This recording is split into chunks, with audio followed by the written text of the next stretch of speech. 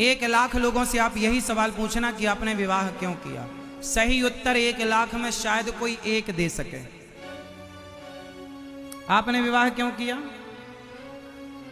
सबका उत्तर यही होगा, हमने वंश वृद्धि के लिए विवाह किया, हमने वंश वृद्धि या सुख के लिए विवाह किया।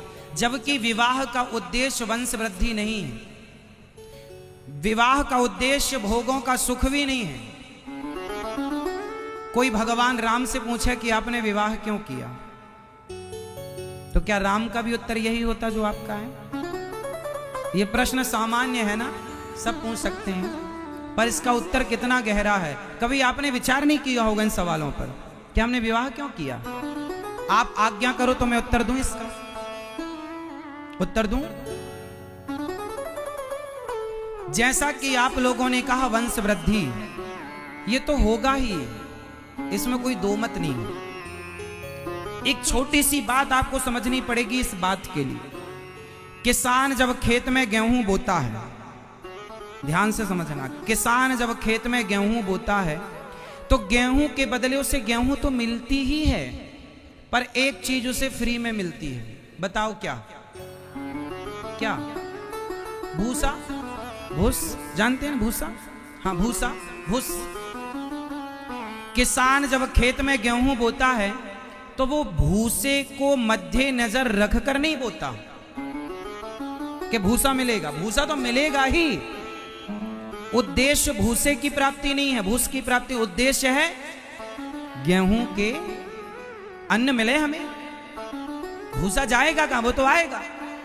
जैसे गेहूं के साथ भूसा मिलेगा ही, जाएगा कहां? उसी तरह विवाह करोगे तो संतान, प्रतिष्ठा, वैभव, संसार का सुख, धन वैभव, काम करोगे तो पैसे कमाओगे, जाएगा कहां? विवाह करने के बाद संसार का सुख तो भूसे की तरह वो तो मिलेगा ही, जाएगा कहां? लेकिन उद्देश्य उस भूसे को पाना नहीं था। भाई विवाह किया है तो बच्चे होंगे, स्त्री पुरुष का संबंध होगा तो संतान होगी, जाएगी कहां? उद्देश्य संतान पाना नहीं है, क्योंकि ये तो बंदर भालू के भी हो रही है, कुत्ता बिल्ली के भी हो रही है। उद्देश्य क्या है? शादी हमने क्यों की? बहुत गंभीर बात है, ध्यान से समझो। जब आपका विवाह नहीं होता तो आपका मन ज्यादा चंचल होता है, अन्य स्त्रियों में या अन्य पुरुषों में जाने की संभावना ज्यादा रहती है। परंतु जब विवाह हो जाता है तो अन्य स्त्रियों से मन हटकर एक स्त्री में केंद्रित हो जाता है, अपनी अर्धांगिनी में। तो आपकी पत्नी पहला काम तो ये करती है कि आपके मन को कंट्रोल करती है। अभी 17 जगह मन जा रहा था, अब 17 जगह से मन हटकर सिर्फ आपकी एक स्त्री में लग गया और एक पुरुष में लग गया। आप किसी लड़की का विवाह ना करो, 17 लड़के से बात करना स्टार्ट कर देगी वो उम्र है साहब, वो उम्र है। उस उम्र में जब कोई पहुंचता है तो स्वाभाविक स्थिति होती है, मनस्थिति।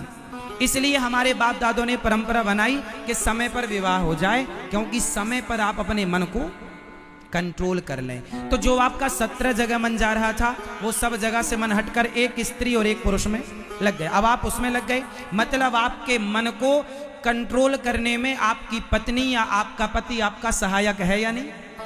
बोलो हाँ, बोलो हाँ। आपकी पत्नी या आपका पति आपके मन को कंट्रोल करने में आपका सबसे बड़ा सहयोगी है। तो आपके मन को जब अपनी पत्नी और पति में लगा, फिर आप दोनों ने क्या किया? संसार का सुख देखा, भोगा, कितना मजा है, कितना सुख है, अनुभव लिया। उसके बाद क्या हुआ? आपको संतान हो गई, फिर आपने बच्चे से प्यार किया, बच्चे को पढ़ाया लिखाया। तो आप क्या था, जो 17 जगह मन था, अब आप एक जिम्मेदार हो गए कि पत्नी है, जिम्मेदारी है, माँ है, जिम्मेदारी है, बाप है, बेटा है, पढ़ाना लिखा। एक जिम्मेदार आप मैच्योर होते गए, पढ़ाई लिखाई करके आप बच्चों को योग्य बनाते हैं। मतलब आपका मन संसार में ना लगे, विषयों। आप किसी आदमी का सुनो, किसी लड़के का मेरठ में विवाह ना होता हो और यदि वो सत्संगी नहीं, यदि सत्संगी है तब तो वो साधु हो सकता है, समझो। यदि वो आध्यात्म से जुड़ा है तब तो वो साधु हो सकता है, और यदि कोई आध्यात्म से नहीं जुड़ा, सत्संग से नहीं जुड़ा और शादी नहीं हो रही है तो वो अपने आप वैश्यागामी हो जाएगा। बोलो हाँ, बोलो हाँ, वो वैश्यागामी हो जाएगा। वो वैश्यागामी ना हो इसलिए विवाह करा दिया जाता है। तो तुम्हारी पत्नी तुम्हारे मन को कंट्रोल करने में सहायक है, तुम्हारा पति तुम्हारे मन को कंट्रोल करने में सहायक है। तुम्हारा मन यहां वहां जाएगा, समाज में बदनामी होगी, तुम्हारा अपयश बढ़ेगा। अपयश ना हो इसलिए तुम्हारी पत्नी सहायक है। फिर दोनों पति पत्नी मिलकर, हमारे यहां जब भी यज्ञ होता है तो यज्ञ का अधिकार गृहस्थ को है। बोलो हाँ। यदि आपकी पत्नी नहीं है तो आपको यज्ञ में बैठने नहीं मिलेगा। बोलो हाँ। हाँ, जब राम का यज्ञ हुआ, भगवान राम ने यज्ञ किया, उस यज्ञ में जब माता सीता वनवास में थी तो राम से कहा गया वशिष्ठ जी के द्वारा आप यज्ञ नहीं कर सकते, पहले सीता को लाओ। राम बोले कैसे लाएं, वो तो वनवास में है।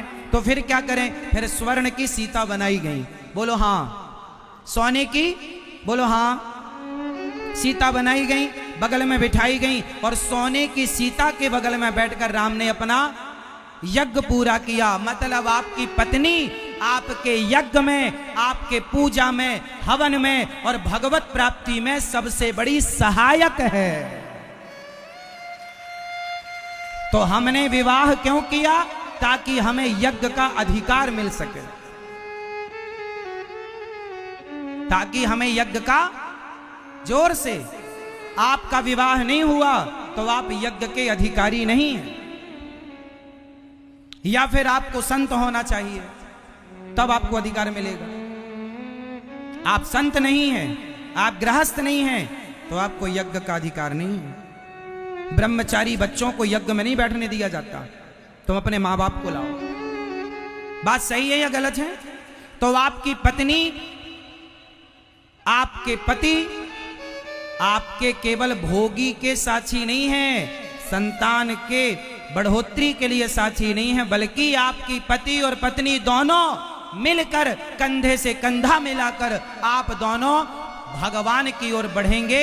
भगवत प्राप्ति में हमारी पत्नी और हमारा पति सहयोगी है, इसलिए दोनों को भगवान की शरण में जाना चाहिए, दोनों को कीर्तन करना चाहिए, दोनों को समय निकाल कर कीर्तन करना चाहिए। यही गृहस्थ धर्म है। और द्वार पे आए अतिथि तो भरपेट भोजन कराओ, द्वार पे आए जीव जंतु, कुत्ता आए तो रोटी खिलाओ, आखिरी गाय आए तो रोटी खवाओ, चींटी को दाना डालो, पक्षियों को पानी रखो छत पर। ये गृहस्थों का धर्म। सत्य बोलो, दया रखो, दोनों पति पत्नी भगवान का कीर्तन करो, सेवा करो संत समाज की दीन दुखियों की। ये गृहस्थ इतना मस्त गृहस्थ धर्म है साहब, यदि निभ जाए तो। इसलिए गृहस्थों के घर भगवान पैदा भये, संतों के घर भगवान पैदा ना भये। दशरथ कौशल्या जी की गृहस्थी में राम प्रकट हो गए, वसुदेव देवकी की गृहस्थी में भगवान श्री कृष्ण पैदा हो गए। गृहस्थी 4 आश्रम होते हैं, ब्रह्मचर्य, गृहस्थ, वानप्रस्थ, सन्यास। इन चारों में सर्वश्रेष्ठ आश्रम होता है गृहस्थ आश्रम। पर जब ठीक से चले तब।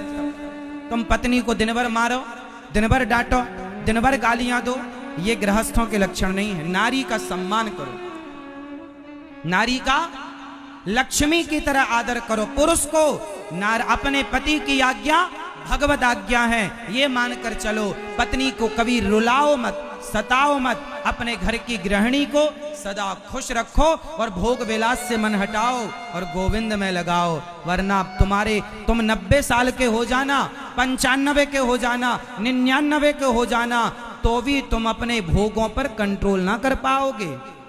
तुम्हारी इच्छाएं, तुम मर जाओगे। जिस दिन तुम मरोगे उस दिन भी तुम्हारा मन तुम्हें भोगों की ओर ले जाएगा। ये माया इतनी प्रबल है साहब, इसलिए जो भगवान की शरण में जाता है वही इन माया से बच पाता है, वरना भोगी बन करके मर जाओगे। इच्छाएं पूरी हो गई हो किसी की तो मुझे बताओ, तुम और कर लेना पूरी, फिर बताना मिलना 4 साल बाद हमें, हम फिर आएंगे मेरठ। बताना इच्छाएं पूरी हुई। जिस दिन तुम मरोगे उसके एक दिन पहले भी अपने आप से सवाल करना, क्यों पूरा हुआ, इच्छाएं पूरी हुई तो आपके अंदर से आवाज आएगी अभी नहीं। ये ठगता है तुम्हें मन तुम्हारा, और तुम्हें लगता है कि हम संसार के लोगों से दुखी हैं। ना जी, आप अपने मन की तमाम इच्छाओं से दुखी। तो अब बताओ आपने विवाह क्यों किया? विवाह का सही उद्देश्य क्या है? जो आप बता रहे थे वो, या जो हमने कहा वो? बताओ। जो आपने कहा वो भी सही है, गलत नहीं है, लेकिन वो तो हो गई, जाएगा। मुख्य उद्देश्य है भगवत प्राप्ति, ईश्वर की प्राप्ति। यदि तुमने गृहस्थ में रहकर भगवान को नहीं पाया, सोचो तो क्या पाया? चलो एक छोटी सी कथा मैं आपको सुनाता हूं इस बात को समझाने के लिए। एक पिता ने, मेरठ के एक पिता थे, आपके मेरठ में एक पिताजी थे, हो सकता है आप थे। एक पिता ने अपने बेटे को 100 रुपए दिया, जाओ ए बेटा ये 100 रुपए लो और जाओ जरा बाजार से ना ताजे ताजे फल लेकर आओ। एक पिता ने अपने बेटे को 100 रुपए दिया। कहानी ध्यान से सुनना, आखिरी में पूछूंगा मैं आप सबसे। एक पिता ने बेटे को कितने रुपए दिया? बाजार भेजा, जाओ मस्त ताजे ताजे मौसमी फल लेकर आओ। जाओ, आम का सीजन है, जाओ आम लाना, जामुन का सीजन है, जामुन लाना, लीची का सीजन है, लीची लाना, जो जो सीजन चल रहा सब फल लाना, जाओ। 100 रुपए। अब बेटा मेरठ की बाजार में गया। संयोग देखना कि उस दिन वहां पर एक मंदारी आया था बंदर को नचाने। ये छोरा गया 100 रुपए लेकर और वो खेल देखने लगा, बंदर वाला। नाच बंदर नाच, ससुराल जाएगा तो कहाँ बैठेगा? वहां बैठूंगा। कैसे जाएगा? गाड़ी से जाएगा। जब बंदर का नाच पूरा हुआ तो ये जो बेटा था 100 रुपए लेकर गया, ये उस नाच से बड़ा प्रभावित हुआ। इसको लगा कि वाह बंदर इतना बढ़िया। अब बंदर ने कटोरा उठाया, सबसे मांगा, तो इसने 100 रुपए जो पिता ने दिए थे इसने बंदर के कटोरे में डाल दिए। अब मंदारी तो चला गया। अब जब मंदारी गया तो इसे याद आया कि मुझे तो पिता ने भेजा था। अच्छा, पिता ने 100 रुपए दी, अब तो 100 रुपए चले गए। अब जब तक उसे याद आई तब तक दुकानें बंद हो चुकी थी, शाम हो चुकी थी, रात हो चुकी थी। खाली हाथ चला गया। पिता ने पूछा लाए फल? बोले नहीं मिले, दुकानें बंद हो गई थी। पिता ने कहा तू तो समय से गया था, दुकानें तो खुली होनी चाहिए। बोले पिताजी वो पैसे, चलो पिता ने कहा चल पैसे, यदि तुझे फल नहीं मिले तो पैसे वापस कर। चल पिताजी, पैसे भी खर्च हो गए, पैसे भी खर्च हो गए और जिस काम के लिए गया था वो काम भी नहीं हुआ। अब इसको ध्यान से समझो। एक पिता ने बेटे को 100 रुपए देकर बाजार भेजा। वो पिता कौन है? वो पिता है परम पिता परमात्मा। आपको 100 रुपए देकर बाजार, संसारिक बाजार है, और 100 रुपए मतलब 100 वर्ष की उम्र। आपको भगवान ने कितनी आयु दी है? 100, लगभग 100। हमें परमात्मा ने संसार में भेजा है 100 रुपए देकर। 100 रुपए मतलब 100 वर्ष की आयु लेकर हम आए इस बाजार में। क्या करने भेजा? पिता ने भेजा था अच्छे अच्छे फल लाना, मीन्स अच्छे अच्छे कर्मों के फल। अच्छे कर्म करो और अच्छे अच्छे कर्मों के फल लाओ। 100 रुपए में लाना है, 100 साल में तुम्हें अच्छे अच्छे कर्म करना है। लेकिन हम यहाँ कहाँ उलझ गए? मंदारी के खेल में। ये मंदारी का खेल क्या है? ये मंदारी का खेल क्या है? बोले पत्नी नचाती है पति को, पति नचाता है पत्नी को, पति पत्नी दोनों नचाते हैं बच्चे को। नाच बेटा नाच, पैसा दूं 5, नाच बेटा नाच। पति नचाता है पत्नी को, तुम नाच के दिखाओ। पत्नी नचाती है, तुम नाच के दिखाओ। तो हम गृहस्थ में क्या कर रहे हैं? नाच रहे हैं। सवेरे से शाम तक क्या कर रहे हैं? नाच रहे हैं। और इसी नाचने में आपके कितने रुपए खर्च हो गए? 100 वर्ष की उम्र आपकी जिम्मेदारियों का बोझ ढोते ढोते निकल गई। आप आए किसके लिए थे? अच्छे कर्म करने, लेकिन अच्छे कर्म तो कुछ हुए नहीं और जिम्मेदारियों के बोझ तले दब गए। और पत्नी और बच्चों के इनकी सेवा में आपकी सारे 100 रुपए खर्च हो गए। बच्चों को पढ़ाते लिखाते, है ना, सब करते करते आपका बुढ़ापा आ गया।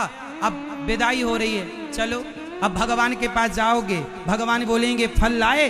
बोले नहीं, तो चलो 100 रुपए वापस करो। 100 रुपए खर्च, 100 रुपए, 100 साल की उम्र बीत गई। बताओ आपके पास कितना बैलेंस है पुण्यों का? कागज के टुकड़ों का ना बताना, कागज के टुकड़े तो बहुत लोगों के पास बहुत होंगे, चलो बताओ आपके पास पुण्य का धन कितना है। मीराबाई ने क्या कहा, पायो जी मैंने राम रतन धन, पायो जी मैंने, कागज के टुकड़े सोने चांदी समेटने वाला बड़ा नहीं है, जिसके पास राम नाम का धन है वो सबसे बड़ा है। इसलिए कहता हूं जिम्मेदारियां निभाओ, पत्नी के साथ रहना बुरा नहीं है, बच्चों के साथ रहना बुरा नहीं है, काम करना बुरा नहीं है, पैसा कमाना बुरा नहीं है, पर सब कुछ करते हुए भगवान का स्मरण बनाए रखो। हे नाथ मैं आपको कभी भूलू नहीं, हर समय भगवान की शरण में रहो, भगवान का चिंतन करते रहो, भगवान को अपना सर्वस्व मानते रहो। नाथ सकल संपदा तुम्हारी, हे प्रभु सब कुछ आपका है, मैं आपका हूँ। बोलो हे श्रीमन्नारायण, मैं जैसा हूँ, मैं जैसी हूँ आपकी हूँ। बस आप इतना भी कहते रहो, आप गाड़ी चला रहे हैं बस कहते रहो हे प्रभु हम जैसे हैं आपके हैं, हे नाथ हम जैसे, इतना भी कहते रहो तो गति है। इतना भी निकलता रहे वाणी से कि हे नाथ हम जैसे हैं, हम पापी हैं, अधम हैं, नीच हैं, दुष्ट हैं, हे नाथ हमें स्वीकार करो। इतने दयालु भगवान। तो पति सुंदर तरीके से गृहस्थी चलाए और पत्नी, इसलिए हम कहते हैं दोनों गृहस्थ मिलकर गृहस्थी मस्त चलाना, सेवा करना, अपने धन को धर्म से जोड़ना। ये दास अनिरुद्ध हम भी गृहस्थी हैं आप लोगों की तरह, हमारी भी माँ है, पिता है, हम भी गृहस्थ में हैं, लेकिन हम गृहस्थ में रहते हुए भी वो सारे कार्य करते हैं जो गृहस्थ को करने चाहिए। हम भी आपकी तरह आम मानव, आम व्यक्ति हैं, आम पब्लिक, कोई अलग से नहीं, हम टपके हुए आकाश से, आपकी तरह खाते खेलते सब आपकी तरह।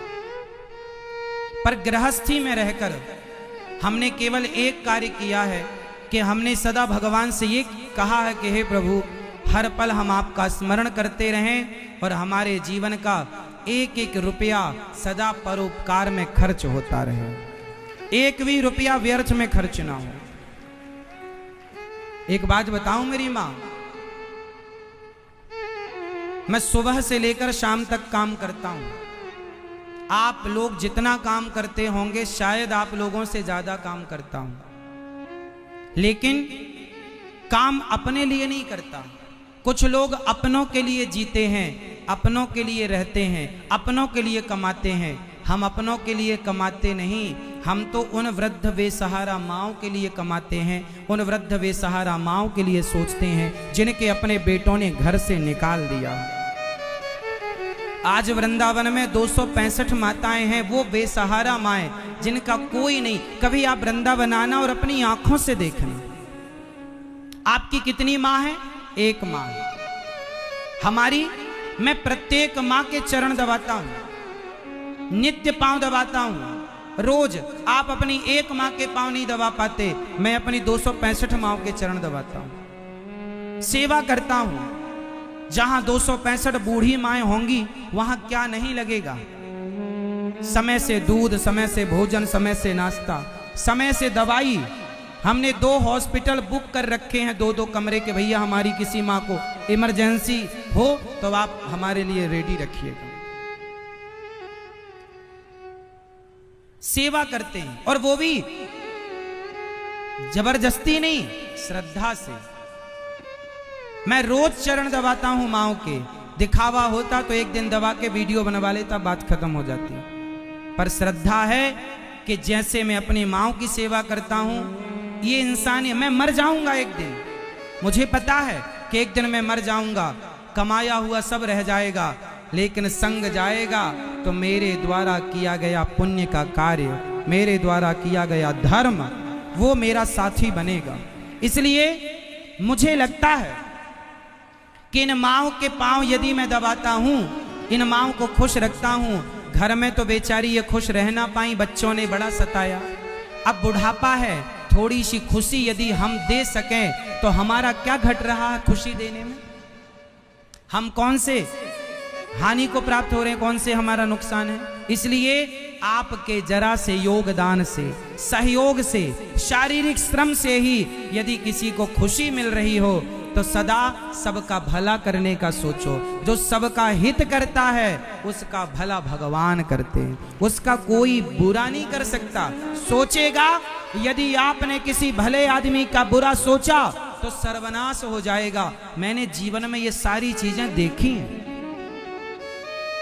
भले व्यक्ति का बुरा मत सोचना वरना सर्वनाश हो जाएगा, क्योंकि ईश्वर देख रहे हैं।